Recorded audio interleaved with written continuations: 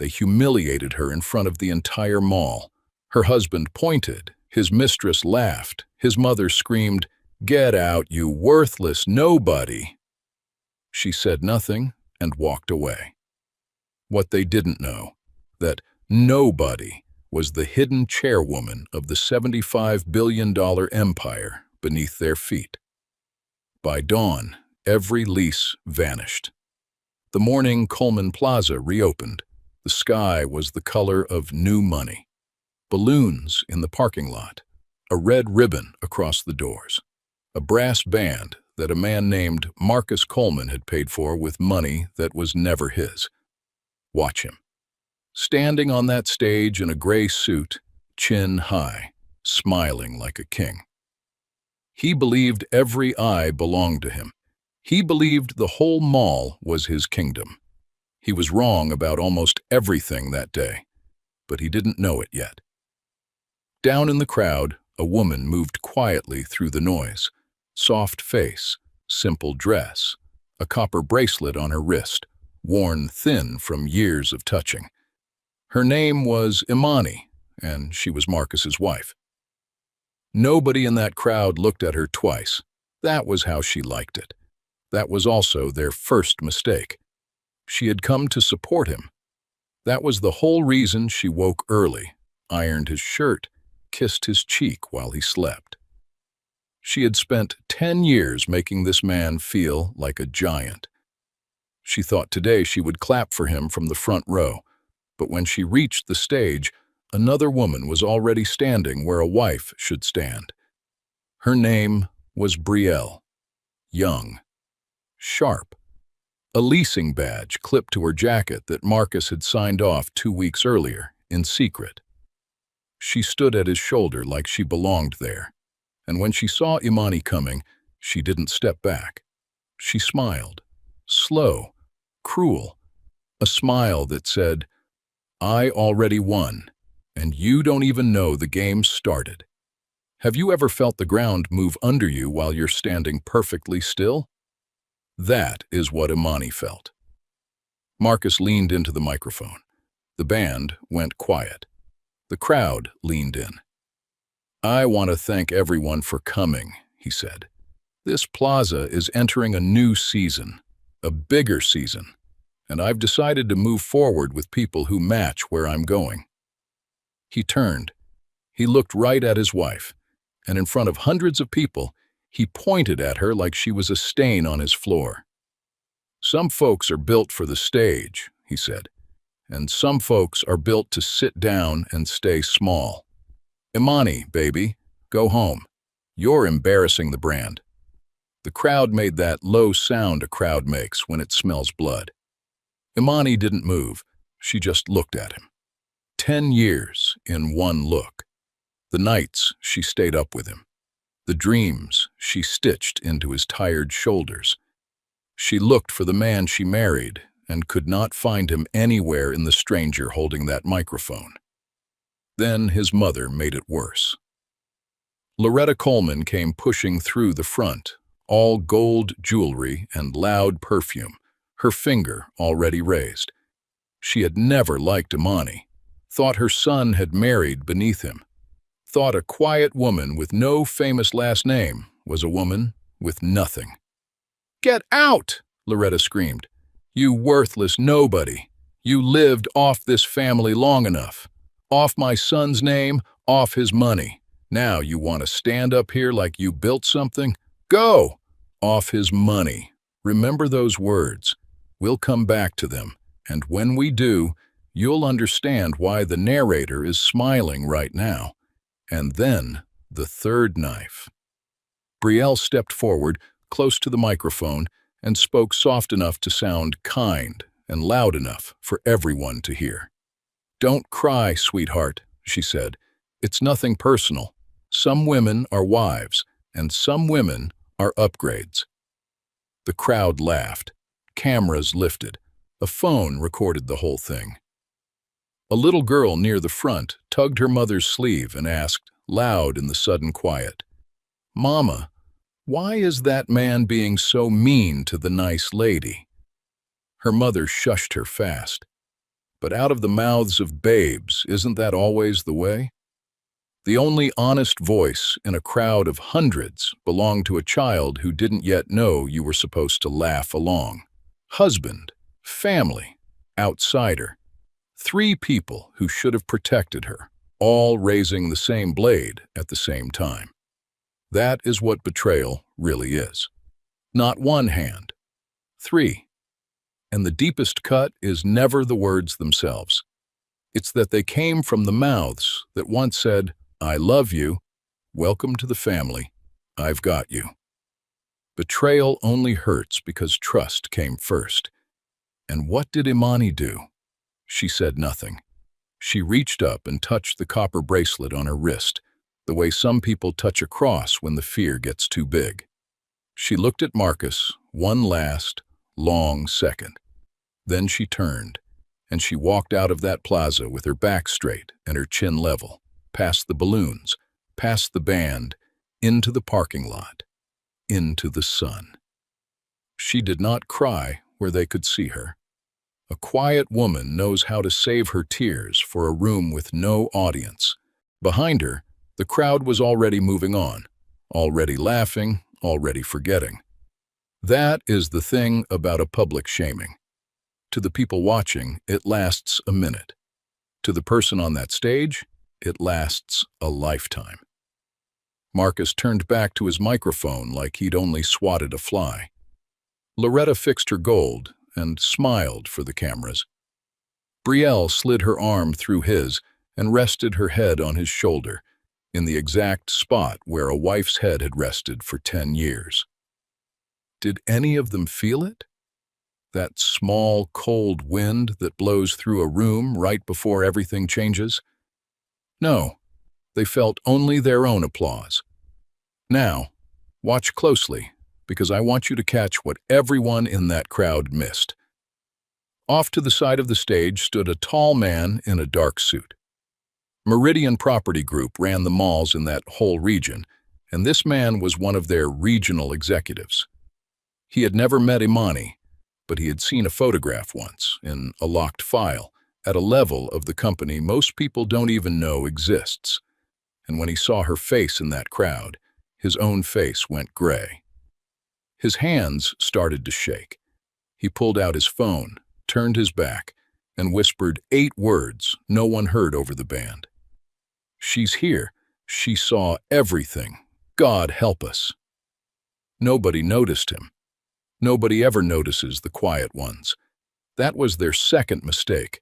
They thought they threw out a beggar.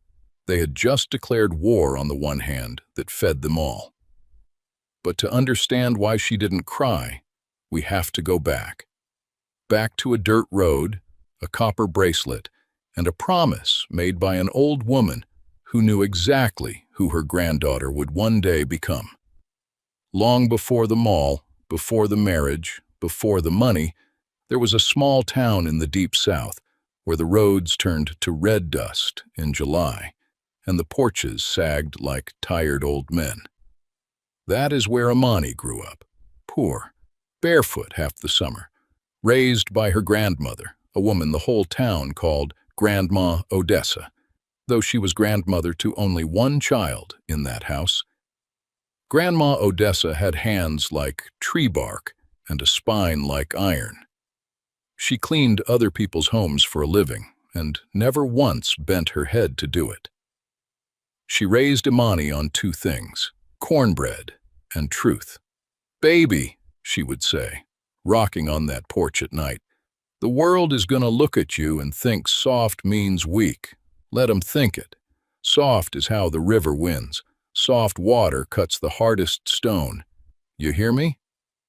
Little Imani heard her. She didn't understand it yet, but she heard it. They had nothing. But watch the child. When a smaller girl down the road came to school, shivering in the cold, Imani took off her only coat and put it around that girl's shoulders and walked home, freezing and smiling. When a boy stole her lunch, she forgave him before he even said sorry, because Grandma Odessa taught her that carrying anger is like drinking poison and waiting for the other person to fall down. That was the softness in her. Real softness. The kind that costs something. But here is what the town never saw, and what her enemies would learn too late. Under that softness lived a mind that never stopped working.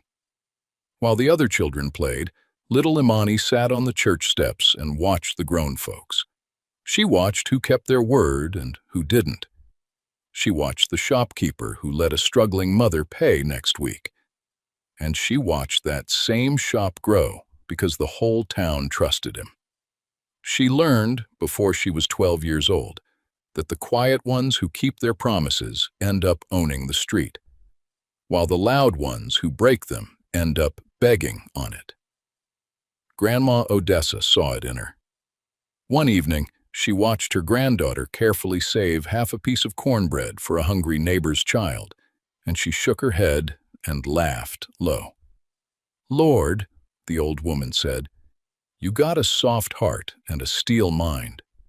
Baby, that combination is going to make you dangerous one day. The world won't see it coming. They never do." She was right.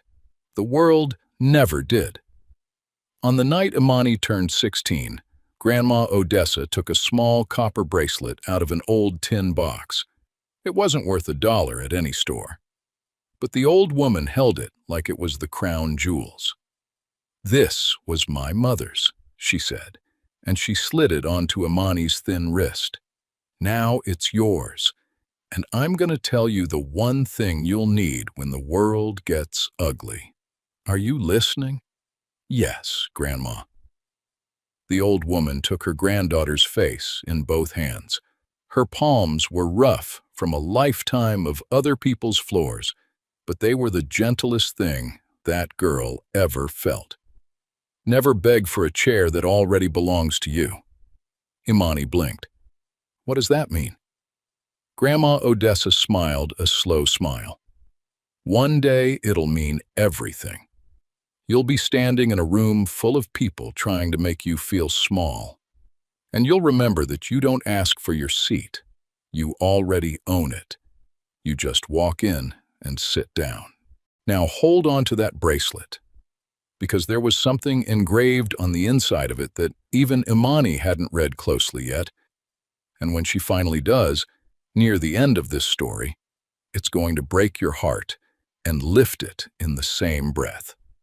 Grandma Odessa passed the winter Imani turned 19, and the girl with no money and no famous name packed one bag and went north to the city to build a life out of nothing but the two things her grandmother gave her: cornbread strength and truth. Here is where I have to tell you something, and I want you to sit up for it.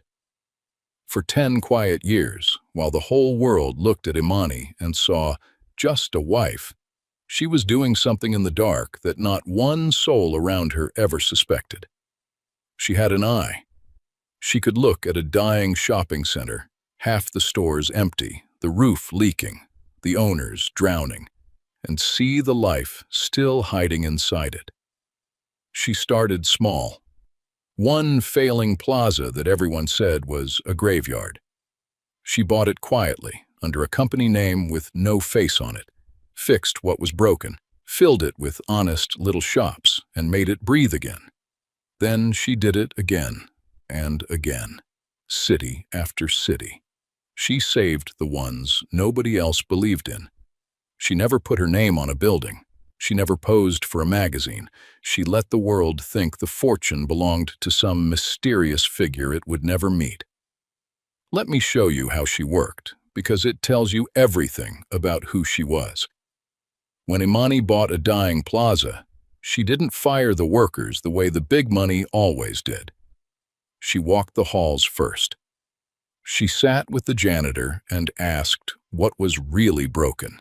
She listened to the tired shop owners nobody else would listen to. Then she fixed the roof before she fixed the profits, because Grandma Odessa taught her, you take care of the people under your roof before you count the coins in your pocket. And a strange thing happened. The places she touched didn't just survive. They came alive. Families came back. Children laughed in food courts that had been silent for years. The workers who kept their jobs told their neighbors that somewhere out there was an owner who actually cared, a chairwoman they'd never seen, a ghost with a kind hand. They didn't know that Ghost went home every night to a husband who told her she was nothing. They didn't know she saved whole towns by day and slept on a couch by night because a man's fragile pride needed the bed more than she did. Nobody knew. That was the whole tragedy of her. She healed everyone's house but her own. And over those 10 silent years, one dying plaza at a time, that quiet woman stitched together an empire so large that the family, now screaming, "Off his money," could have sold everything they owned. Every house, every car, every last thing with the Coleman name on it, 1,000 times over, and still not touch the edge of what she had built with her own 2 hands. What looked like a housewife folding laundry was, brick by brick, the richest woman in 3 states. And not one person in her own home had the faintest idea. Why did she hide it? That is the question, isn't it? Because, and here is the soft, dangerous heart of her, Imani wanted to be loved for who she was, not what she owned. She met Marcus back when he was a striving young manager with big talk and empty pockets, and she saw something tender in him, and she wanted, more than any building she ever bought, to be loved, plain. So she let him feel like the big man. She let him run his mall. She never told him that the ground he stood on had her name on the deed. That mercy, that gentle, generous mercy, became the very knife they used on her. The girl who gave away her only coat, the woman who was just dragged off a stage while a crowd laughed. Same person, same soft heart, same copper bracelet. She had spent years making that man feel powerful. Now she was about to find out exactly what he would do with power once he thought she was too small to stop him. Betrayal is rarely a single door slamming. It is 100 small doors, closing one at a time, until you look up and realize you're standing in the dark. Marcus came home the night of the ceremony drunk on the moment. Not on liquor, on applause. He had never in his life felt as big as he felt standing on that stage throwing his wife away, and he wanted to feel it forever. Brielle had learned him like a book. She knew exactly which soft, insecure place lived under all his loud talk. Marcus had always been afraid of one thing, that he was small, that people could see it, that his father, Otis, still thought of him as the son who never quite measured up. So Brielle fed the fear its favorite meal. "You know why you never really flew, baby?" she whispered to him. "That woman. She kept you small on purpose. A man like you needs a woman who lifts him, not one who folds laundry and stares at the wall. You held yourself back for 10 years for her. No more." She stood up in the dark. She walked to the window. And for the first time in 10 years, she looked out at the city lights. All those towers, all those glowing signs, so many of them sitting on ground that answered to her name. And she let herself see it, really see it. She had spent a decade shrinking herself small enough to fit inside a man's pride. Tonight, she stopped shrinking. She was not angry. Understand that. Anger is hot and clumsy and burns the one who holds it. What Imani felt was colder and far more certain. It was the feeling of a woman remembering exactly who she is. And a woman who remembers who she is cannot be humiliated by anyone. She can only be underestimated. And underestimating Imani had just become the most expensive mistake the Coleman family ever made. They wanted her gone. But tell me, what do you do when the woman you erased still owns the pen that everyone's future is written with?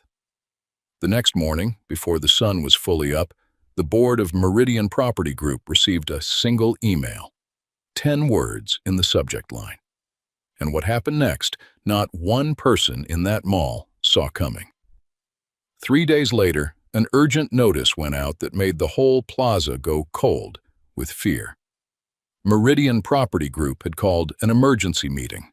Every tenant, every store owner, every manager, and the Coleman family, all of them, summoned by name. Attendance was not a request. The rumor spread like fire down a dry field. The chairwoman was coming, in person, for the first time ever. You have to understand what that name meant to those people. For years, every lease in that mall had been signed off by a figure they knew only as I. Row. A signature. Never a face. Never a voice. The most powerful person in their entire working lives, and not one of them had ever laid eyes on the human being behind it. Some doubted the chairwoman was even real. Some thought it was a committee, a name on paper, a ghost. They were about to meet the ghost. The meeting was held in Meridian's regional boardroom, high above the city, glass on every wall, the whole skyline laid out like a kingdom below. Marcus walked in with his chest out. He actually believed, I want you to sit with how blind pride can make a man. He believed he was being called up to be promoted. He thought the mysterious owner had finally noticed how well he'd cleaned up the brand. He wore his best suit. Brielle came on his arm, glittering, sure she was about to rise beside him. Loretta, Otis, and Darren filled the row behind, chins high, Coleman proud. The room was packed and buzzing. Rows of nervous tenants, executives lined against the walls. That tall regional man from the ceremony stood by the door, and he alone in that whole room looked like a man watching a storm come in off the sea. At the head of the long table sat one empty chair, bigger than the others, turned away from the room toward the glass. The clock struck the hour. The doors at the far end opened, and Imani walked in. But not the Imani they had thrown away. Watch her. She came in calm, unhurried, a dark, elegant suit, her head high, and on her wrist, catching the light, that same worn copper bracelet. The buzzing stopped, not all at once. It died in waves, row by row, as people turned and saw the nobody from the ceremony walking to the head of the most powerful table in the region. A whisper ran through the tenants. Isn't that the woman from the reopening? The one he threw out? That's his wife. That can't be her. That's her. Heads turned toward Marcus, then back to the woman crossing the floor, then to Marcus again, back and forth, like a crowd watching two trains about to meet on the same track. The regional man by the door closed his eyes and let out a long breath. He had carried this secret for years. Now, at last, he got to watch it walk into the light on its own 2 feet. Marcus laughed, one short, confused bark. What is this? What are you doing here? This is a joke. Imani didn't answer him. She walked to the big chair at the head of the table. She turned it around, and she sat down. Slow, easy, like it had been molded for her body, because it had. Then she folded her hands on the table, looked out at the sea of faces that had laughed at her, and spoke. Soft, level, the softest voice in the room, and the only one anybody could hear. Good morning, she said.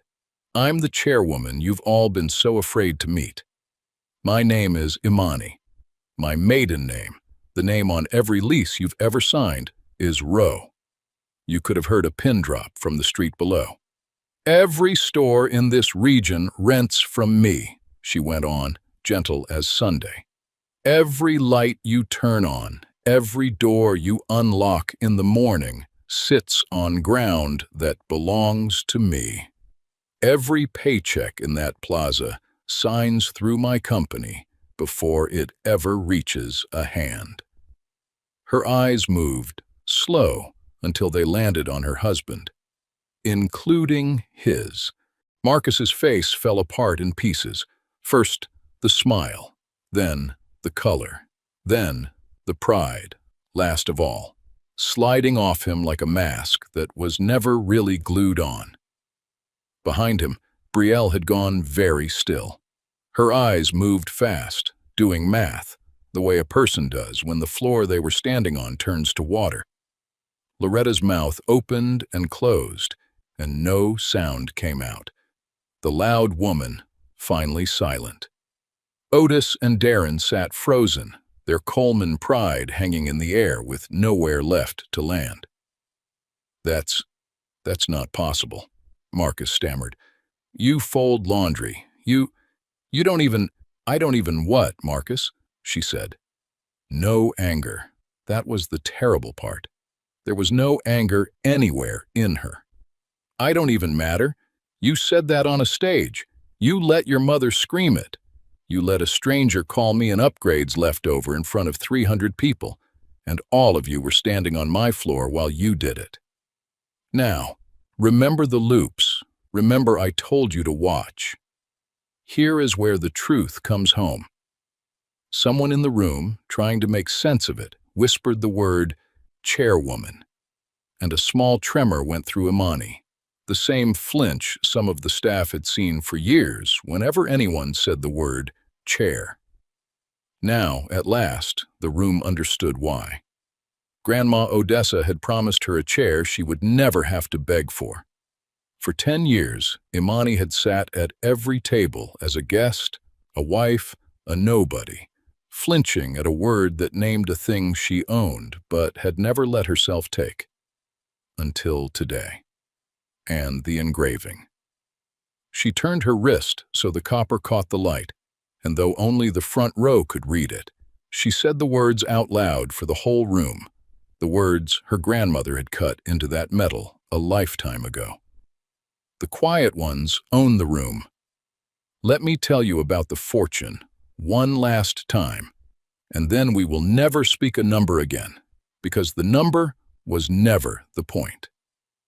Imani looked around at every frightened face and said quietly, You laughed at me for being nothing, but the empire you're sitting inside, the one keeping every single person in this room employed, feeding your children, paying your mortgages, I built it, alone, from a dying plaza nobody else would touch.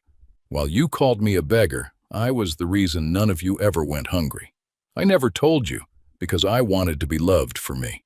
That was my one foolish dream. And you took my silence and mistook it for weakness. She let that land. Then she slid a single folder down the long table. It came to a stop right in front of Marcus. Effective at dawn, she said. Every lease in Coleman Plaza is canceled. The stores, the offices, the management contract with your name on it, all of it, void. You never ran my mall, Marcus. You never owned a nail in it. You just stood on my ground and called it yours. And then came the moment nobody expected. Not the gasp. Not the whole room going silent the way you've seen 100 times. Something quieter. Something worse. Brielle stepped away from Marcus. One small step. Sideways. Away from the ruined man at the head of everyone's attention. She didn't say a word. She didn't have to. That single step, in front of all those eyes, was louder than any scream in the building. The upgrade had read the room, and the room now belonged to the woman she'd laughed at. Marcus opened the folder with shaking hands. He read the first line. Then he looked up at the woman he'd called a nobody, and for the first time in his whole proud life, Marcus Coleman had nothing to say. Imani, he finally whispered. Please, not like this. In front of everybody. She tilted her head, and something almost like sorrow crossed her face. In front of everybody, she repeated softly. Yes, Marcus, in front of everybody. The same way you did it to me. She stood. She smoothed her jacket, and she looked around that boardroom one last time, at all the faces that had laughed on that stage, at the tenants who had whispered, at the family that had feasted on her name. I'm not doing this to be cruel, she told them. I spent my whole life being kind, and some of you mistook it for permission. So let me be clear one time, so no one has to wonder again. Her voice never rose. It didn't need to. I forgive easily, but I do not forget who I am. Not anymore.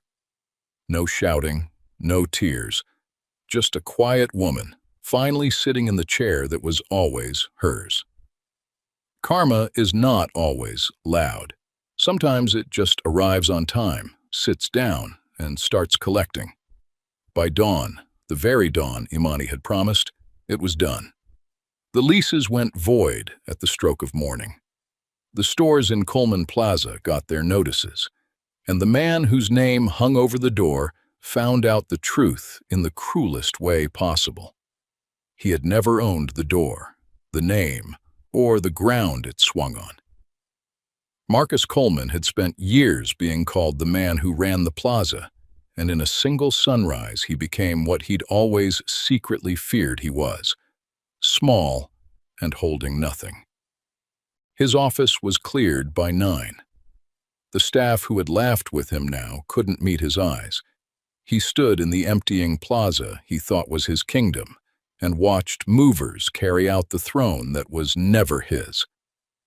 And here is the thing about a man who built his whole self on the ground beneath his feet. When that ground goes, there's nothing left standing. Marcus had never been a cruel man in his bones. He'd been a frightened one, a boy his father called worthless, who spent his whole life running from that word, grabbing at anything that made him feel like more, a title, a stage, a younger woman's admiring eyes. He thought if he stood tall enough on Imani's shoulders, the word could never reach him. Instead, he had become the very word he ran from, and he'd thrown away the only person who ever truly saw the frightened boy and loved him anyway. That is the cruelest part of betrayal, isn't it? It always costs the betrayer the one thing he can never buy back. And Brielle?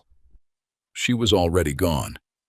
She came to their house one last time, heels clicking, to collect the jewelry and the designer bags, the things she'd actually come for.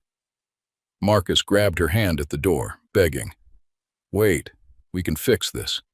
I'll get back up. You know I will. Baby, don't."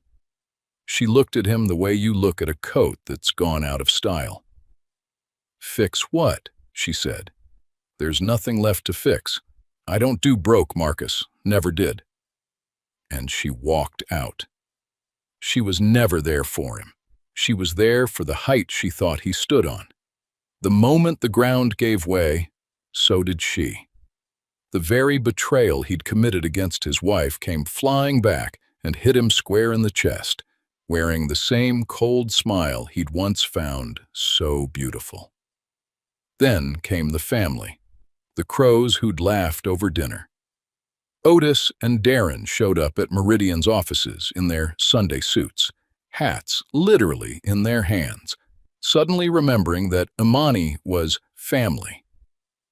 "Now, we're blood," Otis tried. "We can talk about this. Family looks out for family." This from the man who'd drawn up papers to freeze her out. Imani listened, calm, and then she made her decisions the way water makes them, quietly and without cruelty. The honest little tenants, the old barber who'd always tipped his hat to her, the young couple with the bakery who'd once let her sit and warm up on a cold day, the shops run by good people who'd been kind to a woman they thought was nobody. She kept every one of them, renewed their leases herself, some at lower rent than before. Because here is a truth the cruel never understand. Imani had never forgotten a single kindness, not one. The barber who tipped his hat, the bakery couple who slid her a warm roll and told her to keep the change she didn't have, the cleaning woman who'd shared her lunch when Imani sat alone. For years, these small people had been kind to someone they believed could do nothing for them. And that, Grandma Odessa always said, is the only kindness that counts. Kindness with nothing to gain. Now the woman they'd been kind to held their whole future in her hand, and she remembered every warm roll, every tipped hat. What looked like power was really just a long memory, finally getting the chance to say, thank you. But the Coleman family store, the one Loretta was so proud of, Imani simply let its lease run out. No revenge, no speech. She just declined to sign a new one, the same way they had once declined to see her as human. Loretta Coleman, who had screamed, "Worthless nobody," across a crowd, now sat in Meridian's lobby, morning after morning, dressed in her best gold, waiting for an appointment with the chairwoman that was never, ever going to come. And Marcus. He came last, as the broken always do. He found her in the plaza one gray evening as she walked the property that had always been hers. He fell in beside her, desperate, smaller than she'd ever seen him. "Imani, please, just give me something. A store, a job, a seat at the table, anything. I'll earn it back, I swear it. Just let me sit down somewhere in all of this, please." She stopped. She looked at him for a long moment, and there was no hate in her face. Only a kind of tired tenderness, the way you might look at someone you used to be. And she gave him her grandmother's words. "Never beg for a chair that already belongs to you, Marcus." She said it soft. "That was always my problem. I spent 10 years begging you for a seat at a table I already owned, begging you to love me, begging your family to see me. I'm done begging." She looked at them all around them, then back at him. "And you're begging for a chair that was never yours. It never was. Not once." She didn't raise her voice. She didn't gloat. She simply turned and walked away, back straight, chin level, the copper bracelet catching the last of the light. Exactly the way she'd walked out of that ceremony, except this time, the whole world had finally learned what that walk was made of. She could have burned it all down. She had every right to, every store, every Coleman, every laughing face. She could have erased them the way they tried to erase her. Instead, she did something they never expected. She went home, not to the big house in the city. Home. All the way home, down the roads that turned to red dust in July, to the small southern town where a barefoot girl once gave away her only coat. Grandma Odessa's old house still stood, leaning and sweet. Imani sat on that same sagging porch where she'd been given a copper bracelet and a promise, and she let the evening come down slow and gold around her.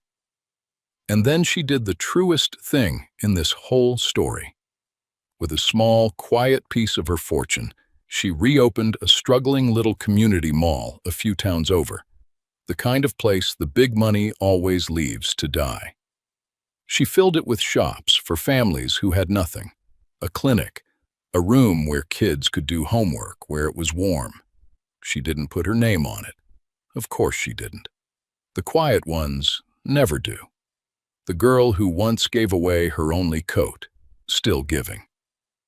She had climbed all the way to the top of the mountain, higher than any of them could dream, and found at the summit the exact same soft heart she'd carried up the hill. The height had not changed her. It had only proven her. She lifted the bracelet to the porch light one last time and read the engraving her grandmother left her, the words that had held her together on the darkest night of her life. The quiet ones own the room. And Imani finally smiled. A real one. The kind that starts somewhere deep and takes years to reach the surface. So let me leave you with this, before you go. A quiet woman is not an empty woman. Some people carry their whole worth in a place the loud ones will never think to look, behind soft eyes, under a plain dress, on a copper bracelet worth less than $1 and more than every building in the city. Never mistake softness for weakness. Soft water cuts the hardest stone, and whatever they take from you, whatever they scream at you, whoever laughs, never, ever beg for a chair that already belongs to you. Just walk in and sit down. If Imani's silence taught you that your worth is never in someone else's hands, do one thing for her. Comment the word Chairwoman so we know you stayed till the end.